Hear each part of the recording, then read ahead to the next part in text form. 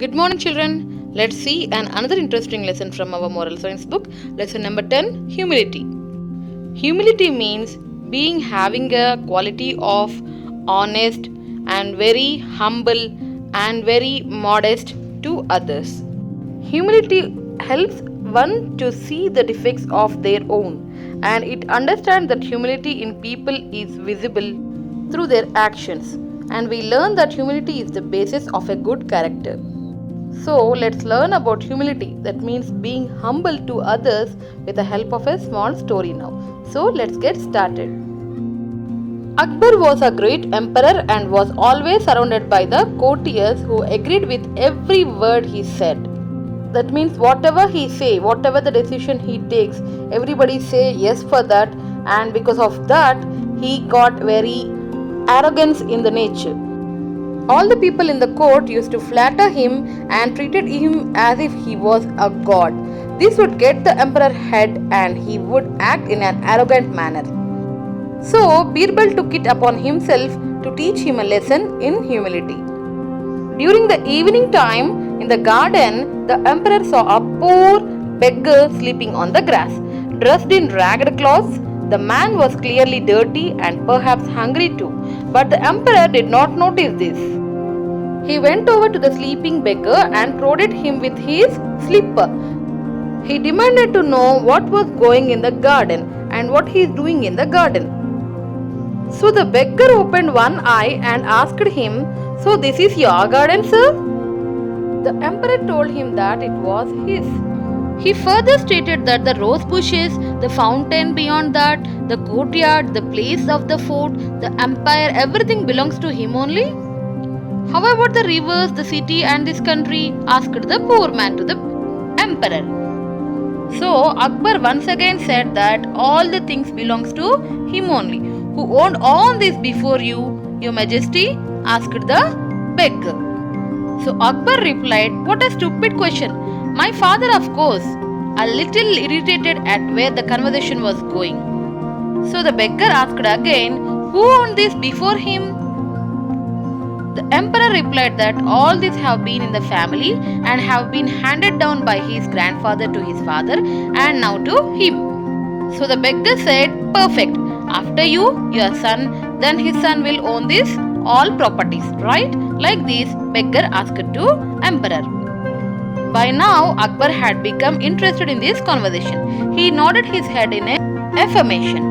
"This means that each of you will stay here for your lifetime and then move on," the beggar commented.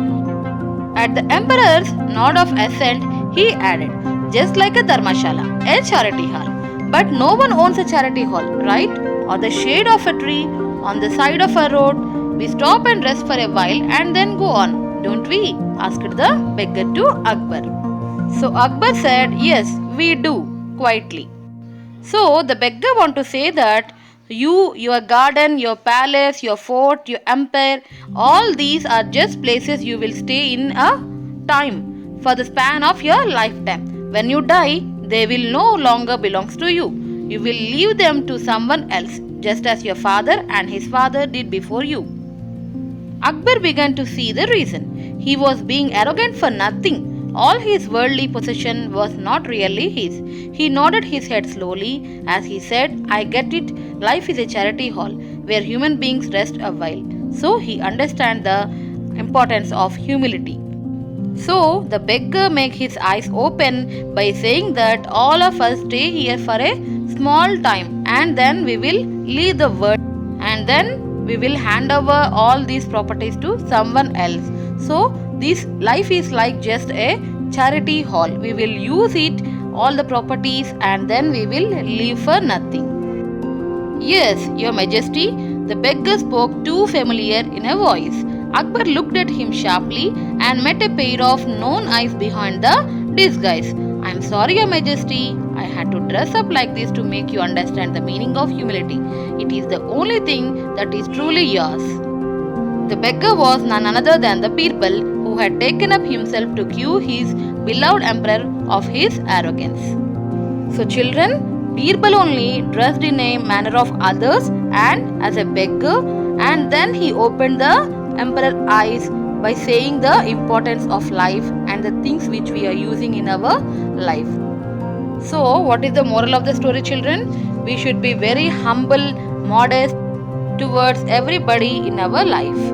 We do not own anything in this world. The only true asset that we have is humility. So children, I hope that you understood this story, and let's do worksheets also. Let's get started. Question and answers. First question. What was the motive behind Akbar's occasional arrogance? The flattering words of the people around him was the motive behind the Akbar's occasional arrogance. Second question. What were the things about the mendicant that Akbar didn't notice? The mendicant, that means the beggar dressed in ragged clothes. The man was clearly dirty and hungry too. These are the things that Akbar didn't notice. Third question.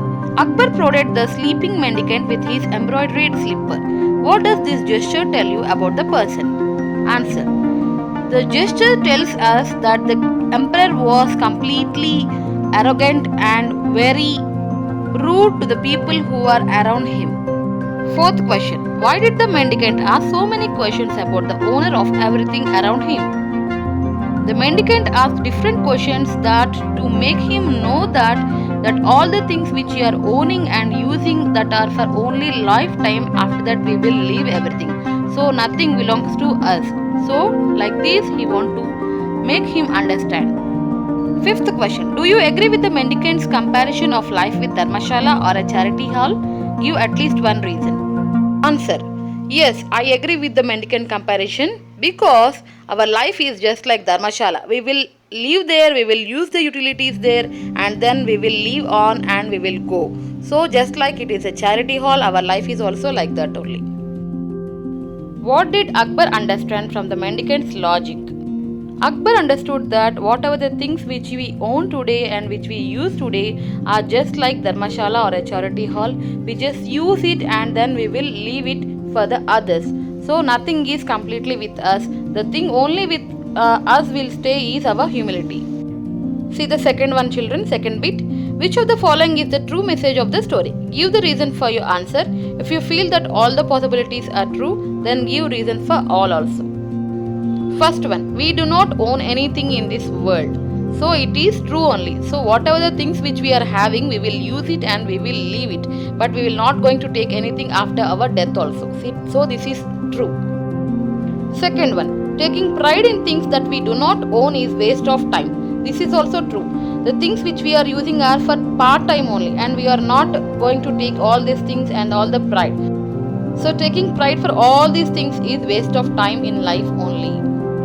Third one, the only true asset that we have is humility. This is very true, children. So children, I hope that you all understood this question and answers, and you can write all the answers in a separate book if you want in your own words also. That's all for now. We'll meet you in the next video. Until then, take care and bye bye. Thank you.